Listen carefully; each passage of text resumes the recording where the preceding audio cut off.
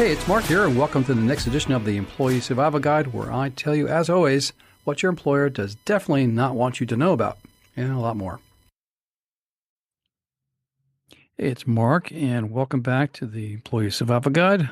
I have an ongoing topic I want to discuss today with you. It's the update on the Federal Trade Commission ban on non-competition agreements. As you know, I'm extremely interested in the status of the Federal Trade Commission's September 4th, 2024 rule banning non-competition agreements, and I wanted to provide you with an update because there's an update. On August 20th, 2024, a federal court in Texas issued an order barring the Federal Trade Commission from instituting the new rule banning non-competition agreements nationwide. This was a blow to all employees nationwide. Currently, the FTC has filed a notice of appeal to the Fifth Circuit Court of Appeals on October 18, 2024. This means that the FTC is moving forward to appeal the final decision in the Northern District of Texas in the Ryan LLC versus FTC case. In that case, the court granted Ryan LLC's motion for summary judgment, effectively banning the implementation of the FTC rule nationwide. The FTC has also filed the record on appeal, a requirement in filing appeals in the federal appellate courts, on November 25th, 2024, indicating they are moving forward with the appeal. I checked the docket in the Fifth Circuit today, and the FTC's appeal brief is due on January 2nd, 2025. So someone's going to be busy during the holiday. We should expect a decision within 6 to 8 months, but there are no time limits on the federal courts to render decisions. This should also give time for the other FTC case to reach a final decision in the ATS Tree Service LLC versus FTC case in Pennsylvania federal court. But when I checked today the docket in that case, I was given a little surprise. I checked in on the ATS Tree Service case, and the docket shows the following information. The court set the case down for briefing on ATS Tree Service motion for summary judgment on August 22nd, 2024. On September 6, 2024, ATS Tree Service moved to stay the case pending the outcome of the appeal of the Fifth Circuit appeal in the Ryan LLC case. See, the two cases are linked together, if you didn't know, in kind of a tangential way, well, in a political way. The judge in the case of the ATS Tree case, Judge Kelly Hodge, wrote on October 3rd, 2024, a decision denying ATS motions to stay. And this is what the judge wrote. On April 25th, 2024, the plaintiff, ATS Tree Services, brought a case challenging the Federal Trade Commission's non-compete clause rule, which bans the use of most non-compete clauses in employment contracts. Shortly after filing its complaint, ATS moved for a stay of the effective date and preliminary injunction of the final rule. On July 23, 2024, this court denied ATS's motion, finding that ATS has failed to establish a reasonable likelihood that it would succeed on the merits of its claims and that the FTC lacks substantive rulemaking authority and exceeded its authority in enacting the rule. That was a big decision if you were a pro-employee.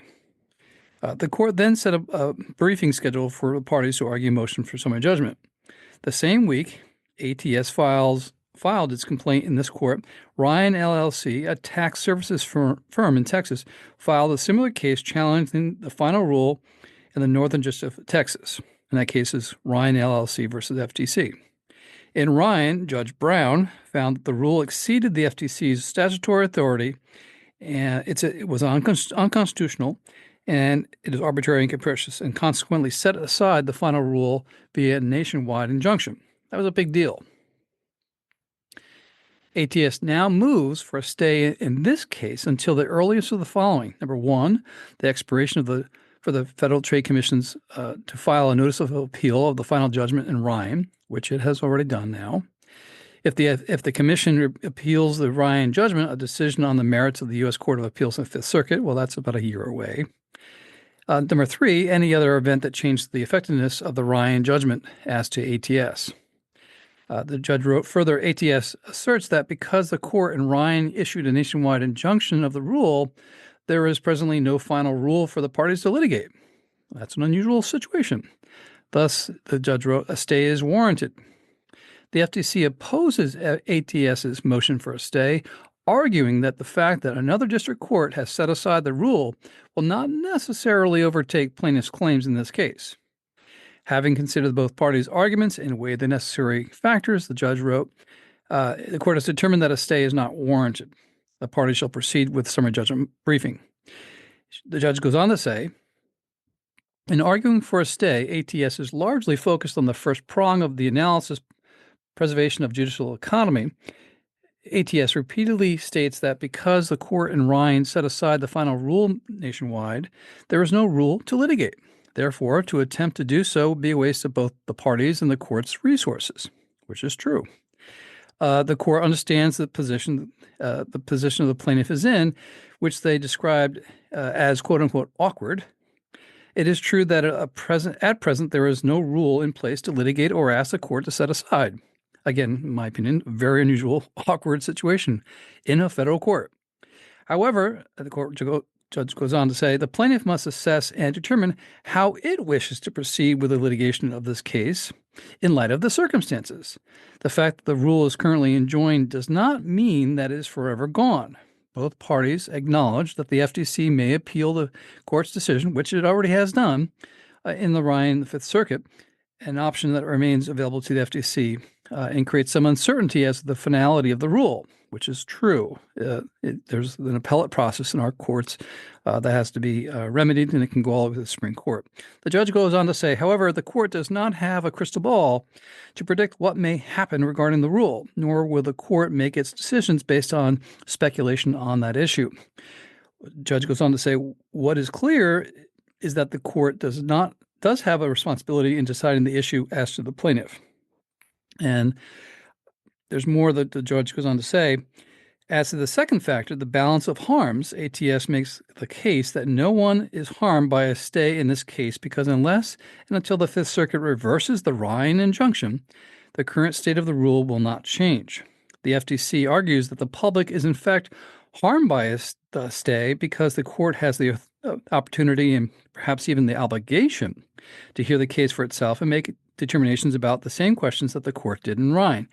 That's what we were hoping for, that this court and the ATS would do. There's a surprise at the end of this I'll get to in a second. As the FTC notes, the judge says Supreme Court justices have extolled the value of the lower courts granting relief to redress the injury sustained by a particular plaintiff in a particular lawsuit, in part because it allows multiple lower courts to weigh in on legal questions, thereby aiding the Supreme Court's own decision-making process. That's judicial democracy, if you want to call it a phrase. Moreover, the judge says the court is persuaded by the FTC's argument that granting the stay would give plaintiff two bites of the apple by allowing plaintiff to benefit from the Ryan injunction while preserving its ability to relitigate the issue in this case if the FTC appeals that case and is successful on appeal, which could happen. The judge wrote, if ATS is satisfied with the outcome in Ryan and believes that it sufficiently addresses their claims, it is not obligated to continue litigating the case, but if it does not wish to withdraw here. But then this court will move the case forward as its duty. So I just want to pause there. Anybody can pull their case out of federal court. No court can make you continue to litigate. A little hint about the surprise here in this case. Finally, with respect to the duration of the stay, the court appreciates that ATS has proposed several dates until which the stay the case to ensure that the stay can be reevaluated as soon as practical. The court also recognizes that should the FTC appeal, the duration of the stay could be months, if not years, because the FTC has not yet announced whether it will appeal, and yada, yada goes on.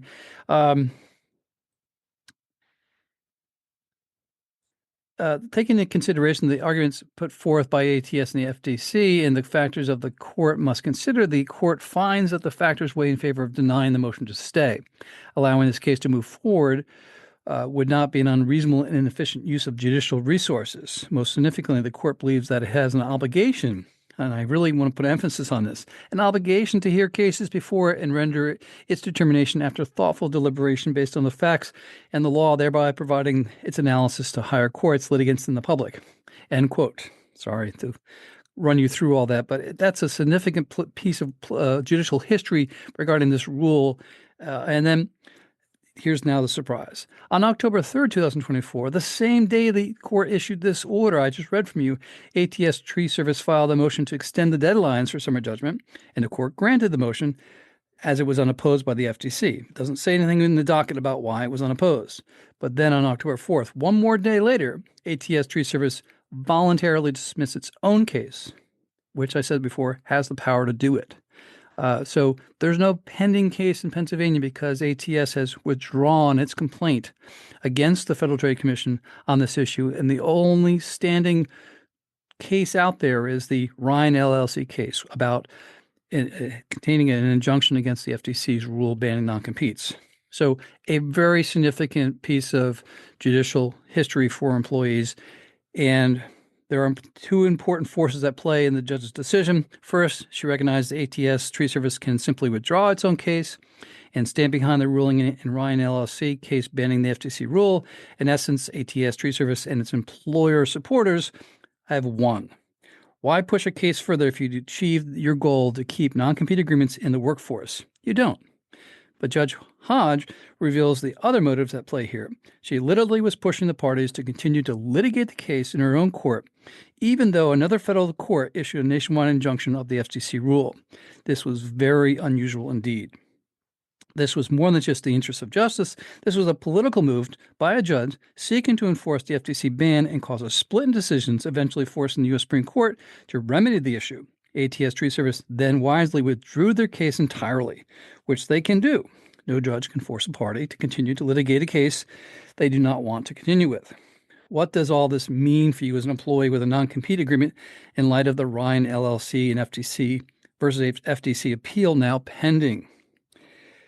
If you have a non-compete, you cannot rely on the FTC rule banning non-compete agreements because the Ryan LLC court issued a nationwide injunction against the rule. Employees were hopeful, including myself, that the ATS Tree Service case would continue to a final decision on the merits, but that case is now dead. As an employee, you are left with the old-fashioned breach of contract and non-compete case precedent to escape the one-sided non-compete agreement you have. It will take a year before we know the decision by the Fifth Circuit Court of Appeals in the Ryan LLC case. It does not appear there are other cases brewing to challenge the enforcement of the FTC rule banning non-competes. The Ryan LLC case could eventually reach the U.S. Supreme Court on its own, but once the Trump team enters the White House, there may be significant changes in policy at the FTC board level, causing the FTC rule to be withdrawn or limited by executive order of the president.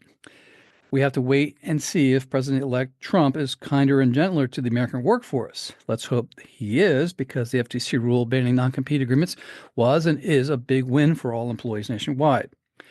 There you have it. That's your update.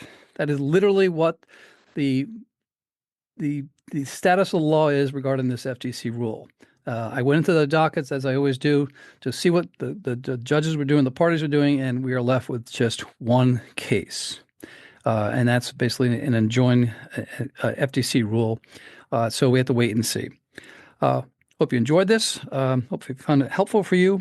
And if you'd like more information, just don't hesitate to contact us. Thank you and have a good week. If you like the Employee Survival Guide, I'd really encourage you to leave a review. We try really hard to produce information to you that's informative, that's timely, that you can actually use and solve problems on your own and at your employment. So if you like to leave a review anywhere you listen to our podcast, please do so. And leave 5 stars, because anything less than 5 is really not as good, right? I'll keep it up. I'll keep the standards up. I'll keep the information flowing at you. If you'd like to send me an email and ask me a question, I'll actually review it and post it on there. You can send it to Carey at capclaw.com. That's capclaw.com.